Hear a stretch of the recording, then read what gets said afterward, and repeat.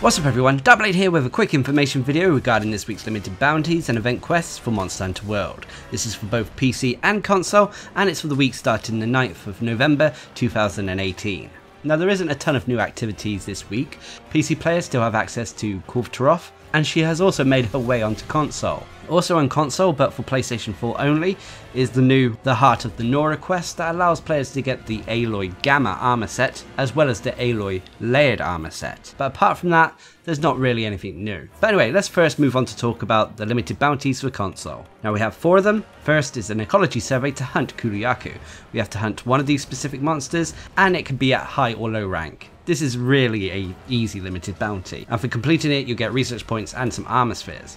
Next is an ecology survey to hunt Puke. We have to hunt 2 of these monsters, and it can be at high or low rank. Again, a pushover limited bounty this week. And for doing so you get your research points and some more armor spheres. And then next is another ecology survey to hunt brute wyverns. We have to hunt 2 of these, and they specifically have to be at high rank.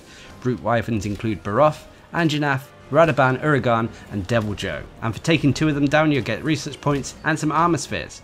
And then finally is the general limited bounty to complete all of this week's other limited bounties, and for doing so you get research points, an advanced armor sphere and a silver wyverian print. In all honesty, the limited bounties on console this week are a little bit of a joke. They are really easy, they are pushovers, and we get no gold wyverian print for completing all of them, unfortunately. I don't know what's going on here, but let's hope this isn't a trend that continues. Anyway, as for the event quest, you have Banquet in the Earthen Hall, which is the Kulvtaroth Siege. This is a 9-star high rank quest requiring hunters to be hunter rank 16 and to have progressed far enough through the game in order to access the siege. To access the siege you go up to the Gathering Hub, talk to the quest lass, and through the efforts of everyone in that Gathering Hub you repel Kulvtaroth. And for doing so you get very unique weapons that can't be crafted. Next are the PlayStation 4 exclusive event quests, which include Lessons of the Wild, a 5-star low rank quest that requires hunters to be hunter rank 6 or higher. This requires them to slay 8 Barnos in the arena. Complete this enough times and you'll get items to forge the Watcher Palico armor set and matching weapon.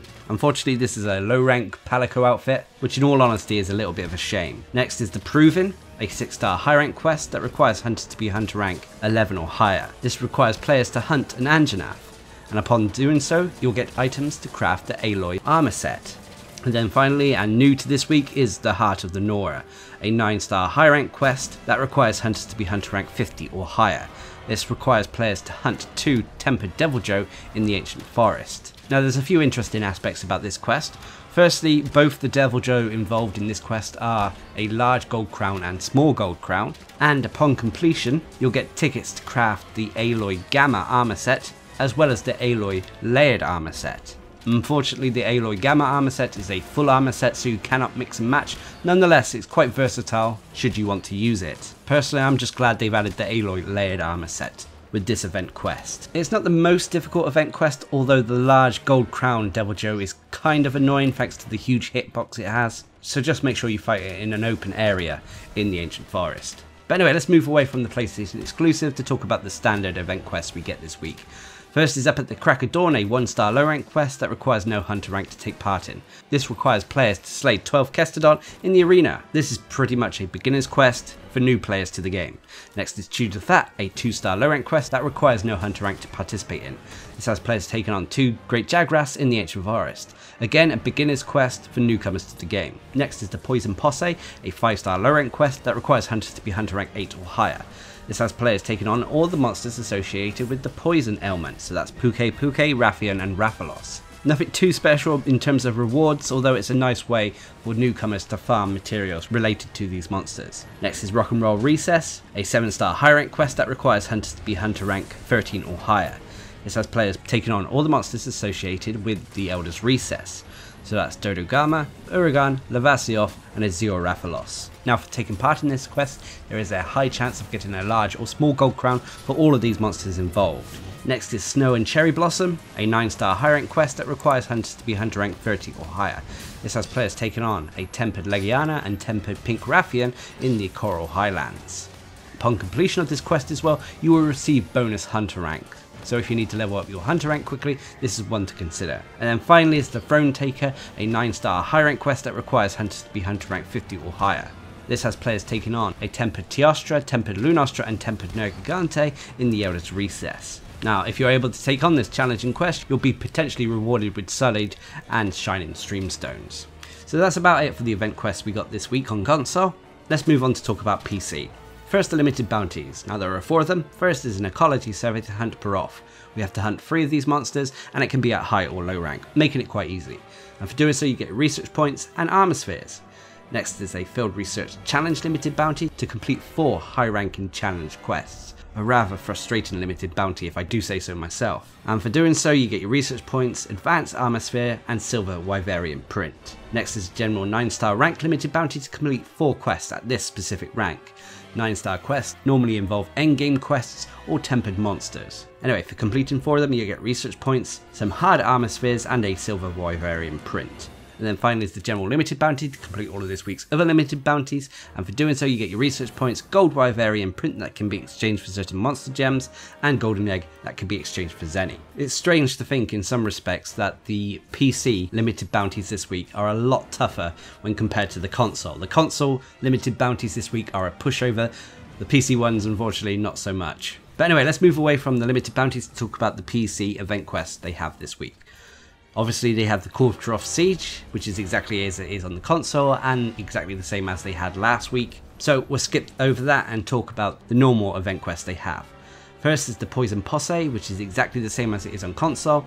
This is a 5-star low rank quest that requires hunters to be hunter rank 8 or higher. This has players taking on all the monsters associated with the poison element, so that's Rathalos, Rathian and Puke in the Ancient Forest. Anyway, as this is a low rank quest, it's fairly newcomer friendly and it's a good way to farm monster parts for these specific monsters. Next is the Triple Threat Throwdown, a 6-star high rank quest that requires hunters to be hunter rank 13 or higher.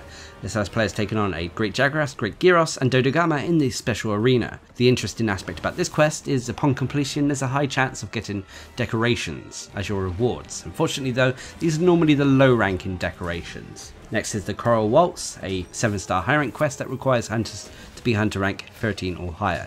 This has players taking on all the monsters associated with the Coral Highlands, so that's Ichiyaku, Paolumu, Pink Rathian and Legiana. Now if you take on this quest there's an increased chance of getting large or small gold crowns for all these monsters involved. And then finally the last event quest is This Is How Revolts Start, which is a 7-star high rank quest that requires hunters to be hunter rank 13 or higher. This has players taking on a Diablos and Black Diablos in the Wildspire Waste. Nothing too interesting about this quest, although it's a good way to farm materials from these monsters, especially if you're like me and use a lot of dash juice. So there we have it, those are the activities we have this week.